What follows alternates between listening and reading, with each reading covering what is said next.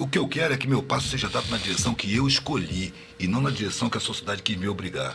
E eu acho bacana especificamente sobre o golpe republicano, porque a elite que tomou o poder, e era uma elite militar e cafeicultora, econômica, deixou bem claro qual era o projeto dele, né? Um projeto positivista de ordem para o povo e progresso para a burguesia. Ordem social, vamos impor a ordem, lei de vadiagem, vamos botar essa galera para trabalhar. Não deixou explícito o que era.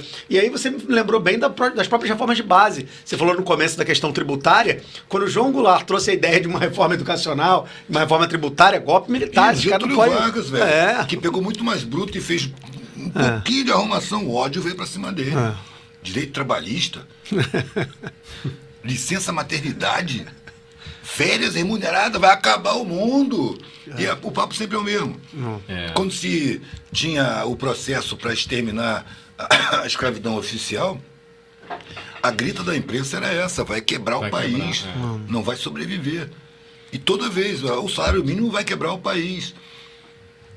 O ensino obrigatório vai acabar com as escolas. Igual hoje, não, igual hoje também, o 6 por 1, né? Estão dizendo, se for para 5 por 2, vão acabar o país. Também estão falando isso, a mesma coisa. Vai quebrar. Velho, As empregadas é domésticas. só pegar a história. Você vê todas as vezes que tentaram embarrear o processo social, os argumentos são os mesmos. Eu falo isso, cara. Você tem que estudar a história, entender o processo histórico e ver a repetição. Mas, continua a Por isso que os repetição. professores de história são perseguidos. É como se houvesse uma proibição de saber história. Para poder se deixar enganar. A gente está vivenciando ainda uma Agora. luta contra a reforma do ensino médio, que é uma reforma que retira sociologia, filosofia, história, né? Retira as ciências humanas que fazem com que a gente pense na nossa Tudo que humanidade. capacita você para pensar. Não pense, apenas obedeça. Deixa o que nós pensamos para você. E já dizia o Pink Floyd, né? A escola tá aí para quê? Para servir a quem? Uma escola que você tem uniformizado, todo mundo tem que estar uniformizado, não existe valorização da diversidade. Uma escola em que você não pode falar, porque você é o aluno, aquele sem luz própria, né? O aluno. Uma escola onde você tem trabalho de casa, hora para entrar, hora... A ideia de uma preparação de uma massa pro trabalho. É enquadramento, não é educação, é enquadramento. É uma escola de mercado. Mercado de trabalho, mercado de consumo. Só aí que interessa. Você não tem que se tornar um ser humano lúcido, consciente, solidário. Não, você é um competidor no mercado insano. E você vai vencer se você derrotar bastante gente.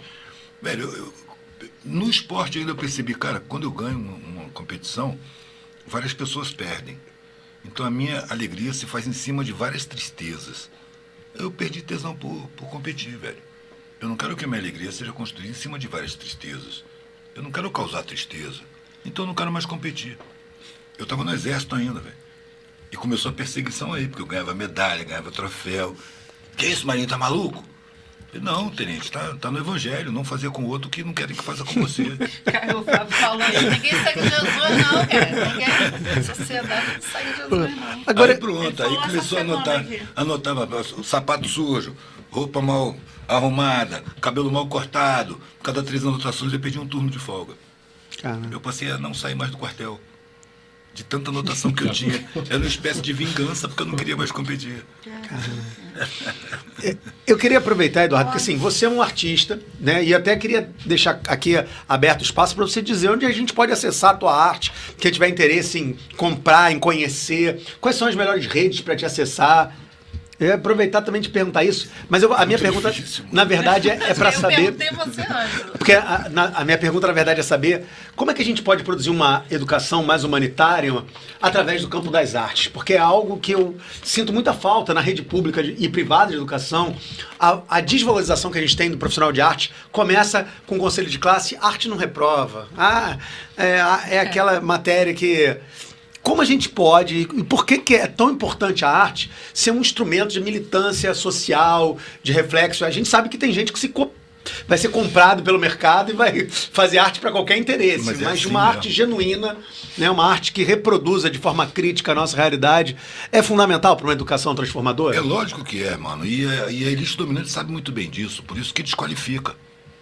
Todas as matérias que podem causar reflexão são desqualificadas, são ridicularizadas, são perseguidas. Todas, velho. E a arte, ela é essencialmente subversiva, mano. Questionadora. E como os dominantes sabem disso, eles privilegiam a arte e entretenimento, a arte que dispersa, a arte que diverte, a que não leva você a refletir, que não aprofunda a realidade. É a arte que vai... Não, eu vou causar alegria. Uma alegria alienante, mano. Transforma a arte em entretenimento. Eu acho isso uma ofensa, velho, pra arte. Entreter é pra quem não tem o que fazer, mano. A arte não tá aí pra entreter, ela tá pra sensibilizar, pra provocar consciência, pra questionar as falsidades sociais, pra ser solidária com aqueles que são explorados, enganados, roubados nos seus direitos. A arte é um instrumento de melhoria, mas a arte que é valorizada na sociedade é a arte de entretenimento, aquela que dispersa para as horas vagas, para você não pensar em nada. Sacou? Esses artistas enriquecem e ficam famosos. Em todas as áreas, mano, você rendeu sua consciência, você segue carreira e brilha nela. Em qualquer área, mano, área jurídica, área acadêmica, área militar, você é questionador, você não abre mão da sua consciência, você vai ser perseguido, vai ser discriminado, sacou? Vai ter tua carreira embarreirada em algum ponto, você não vai passar de um certo ponto, porque você é um cara que questiona, você não interessa. É a necessidade dos de cima de manterem a estrutura como é. Sacou? Que eu acho que também é um esforço perdido, porque nada impede a mudança, velho. Sim. Tá tudo em mutação permanente. O que pode haver é causar sofrimento, fazer perseguições. Mas a ideia, quando se impõe, mano, ela se impõe. Saca? O Gandhi falava isso. Quando a ideia nova aparece, ela é debochada, ela é ridicularizada, ela é desvalorizada. Se ela permanece e lança raízes, ela passa a ser perseguida, difamada, demonizada. E o passo seguinte é ela se impor e vigir. Isso dizia o Gandhi. Primeiro debocham, desqualificam, depois atacam raivosamente, depois ela se impõe. Mas é uma questão de gerações, velho. Muita gente nasce, velho, com a sensação de que o mundo começou quando ela nasceu e que vai acabar quando ela morrer. Egocentrismo total. E não percebe que está participando de um processo multimilenar, velho. A minha vida é um passo numa caminhada infinita, mano. A coisa não começou quando eu nasci. Eu sei que é só um passo e que a caminhada continua depois que eu vá embora. O que eu quero é que meu passo seja dado na direção que eu escolhi e não na direção que a sociedade quis me obrigar. Eu quero ter satisfação com o meu passo. E eu tenho satisfação tendo a liberdade de questionar a sociedade livremente, mesmo sobre desqualificação social. E quando a arte chegou na tua vida? Como ela chegou? Desde criança, mano. Sempre? Quando minha mãe estava sem empregada, me levava para o trabalho. E o jeito dela me manter ocupado era botando papel, lápis e borracha na minha frente. E eu ficava desenhando. Eu sempre gostei disso. Mas você era aquela criança que a pessoa já via que tinha afinidade, pô, ele desenha bem? Não, a arte para minha família não é coisa séria. É hobby. Tanto que quando eu ia fazer vestibular, meu pai me chamou e falou, pô, tem uma semana que vai acabar as inscrições aí, você... Até agora eu não sei para que você vai fazer. Eu falei, tá pensando em fazer para Belas Artes. Você tá maluco? Você é viado? Você é drogado? Você é dondoca? Vai esperar ser sustentado por alguém? Arte não é profissão. Você tem que ter uma profissão séria. A arte você faz nas horas vagas. Aí eu fui fazer direito, mano. E até hoje é assim, né? Só fala do seu pai, até hoje No meio acadêmico, eu estudo doutorado no prédio da Belas Artes, no FRJ, doutorado de arquitetura e urbanismo. E o pessoal tem aquela classificação, os doidos da EBA, né, da Escola de Belas Artes. Isso é impressionante. Agora também é muito poético. Eu lembrei de outro episódio, eu tenho 2 grandes amigos que são hippies, o Micróbio e o Marmota, que são lá da Ilha Grande. E eu lembro de conversar com eles uma vez e tomar uma porrada dessas assim, na cara. Primeiro que eles chegaram, quando eles chegaram na Ilha Grande, um deles dormindo, o Micróbio, roubaram a mochila dele. E ele perdeu o que ele tinha. E o primeiro ensinamento foi a solidariedade dos próprios irmãos hippies, que deram, olha, eu tenho esse outro alicate aqui, eu tenho um pouco de arame aqui, eu tenho... Isso aconteceu comigo. Já aconteceu contigo? De me roubarem tudo. E eu pegar um alicate de um pedacinho de arame do outro, umas miçanguinhas, e catar concha na praia, e fazer uns trampos, e dali já começar a comprar um pano, montar um novo painel, se levantar novamente. Isso eu achei maravilhoso. O foda é quando o Estado faz isso, mano. Caraca. Você tá expondo, chega o Estado e toma tudo. E se você reagir, eles te machucam, velho. Você não vai poder trabalhar. Em São Paulo, né?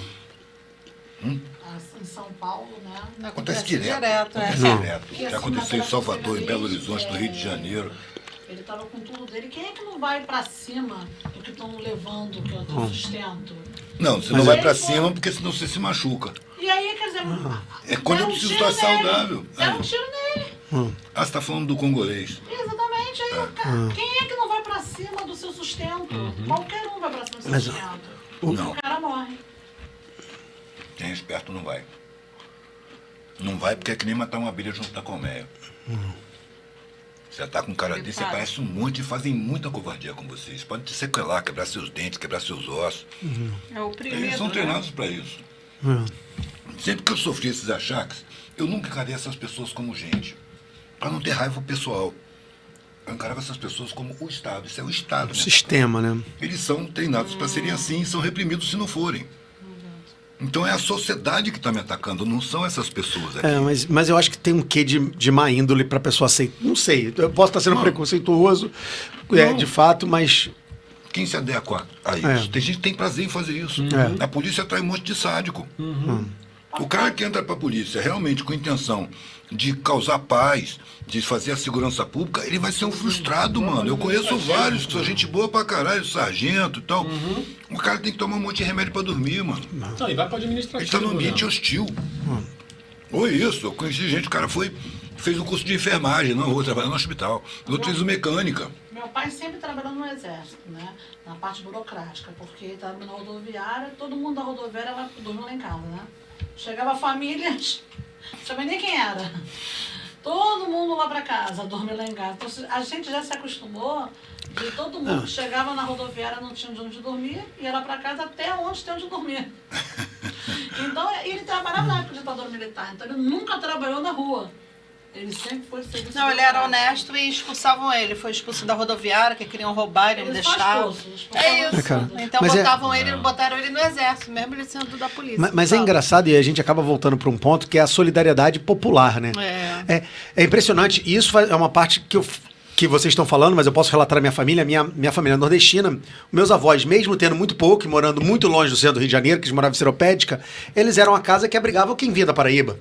Então já tinha essa solidariedade constituída. E é impressionante como essa solidariedade ela é uma rede muito mais forte, muito mais articulada nos espaços populares. Claro. Porque você sabe a carência da sua é sentida pelo outro. Né? Você vê que a construção de uma laje é uma produção coletiva. Sim. A gente se junta, a gente faz, a gente bate, né? O multirão, essa ideia. Exato. E é impressionante como isso aflora no lugar onde existe mais carência, né? Não, mas eu acho que é natural. A solidariedade ela é mais comum onde tem muita dificuldade. O cara está passando dificuldade, está com fome. Eu sei o que é essa dificuldade, eu sei o que é essa fome. Então, se eu posso, eu não quero deixar de me... É uma necessidade que eu tenho. Você está em Acari, eu frequento Acari. Tem amigos lá, vou na faveleira e tudo mais. Inclusive, fiz uma capa de um livro de um amigo recente, o Wesley. Você tá passando de carro, o carro quebra. Velho, em minutos tem um monte de gente empurrando o seu carro. Bota na segunda, vamos lá.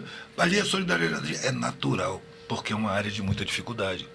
Sacou? O fato de ter muita dificuldade é aquela coisa, não é porque são espíritos superiores, é porque a prática cotidiana trata com muita dificuldade, muita superação. Então as pessoas se tornam naturalmente mais solidárias. Sabe? E isso aí é que essas esquerdinhas aí não percebem, mano. Sentem uma arrogância do cacete porque tem acesso ao saber. Tem acesso ao saber, mas não tem acesso à sabedoria. A sabedoria é prática cotidiana, é superação de dificuldade, é solidariedade automática. Eles não sabem disso. Eles estão ocupando cargos superiores. Eles são convencidos a disputar esses cargos. Eles querem ser dirigentes. Eles querem conduzir as massas. Isso tem décadas, velho. Não vai a lugar nenhum. Eu tinha uma visão assim, tenho ainda, eu acho um pouco arrogante, sabe? Se esse pessoal que se julga revolucionário tivesse feito o que eu fiz, larga pra lá essa classe, deixa os privilégios pra lá, se mistura com os de baixo, velho, e bota olhos de aprendiz. Não vai pra ensinar, vai pra aprender. Velho, esse golpe não tinha acontecido. Se em 1980 esses revolucionários tivessem descido dos patamares, mesmo na ditadura, quanta gente morreu, mano, porque se dispôs ao absurdo de brigar contra a força de segurança. Os caras têm uma exército, marinha aeronáutica, tanque de guerra, bomba e o caralho. Tu vai combater esses caras com 45 e fuzilzinho, mano? Então foi ingenuidade, as melhores cabeças se perderam nessa. Em vez de brigar contra os pobres que são mandados, que são os soldados, se misturassem nas periferias, nas favelas, e fizessem centros de estudo, de conscientização, de conversa sobre a sociedade, velho, tinha sido muito mais útil ao coletivo do que brigar contra esses caras. Agora, são heróis que morreram defendendo a democracia. Que democracia? Democracia sem povo não é democracia, parceiro. Democracia representativa não é democracia. Democracia burguesa não é democracia. É um monte de nomezinho para passar a xilocaína na consciência. Os caras são arrogantes, por isso não chega perto do povo. Quer mandar. E não consegue. Aí fica um ciclo, né? Porque aí você, para conscientizar o povo, e se não tem, você precisa da educação. E a educação quem dá é o Estado. É o Estado. Então você fica num ciclo que tu não consegue sair disso. Você tem que se jogar, cara. Você tem que ir lá pro meio. Tem que botar o pé no chão. Tem que dormir na esteira. Tem que abrir mão de privilégio. Você vai ter outros privilégios, velho. Os privilégios que você abre mão são materiais. Você vai ter um privilégio de um convívio super rico, mano. Profundo. E aí, gostou desse corte? Que tal assistir o episódio inteiro? Continue conosco. Assista outros episódios e acompanhe nossas redes. Papo de Subúrbio. Espalha pra geral. Vem!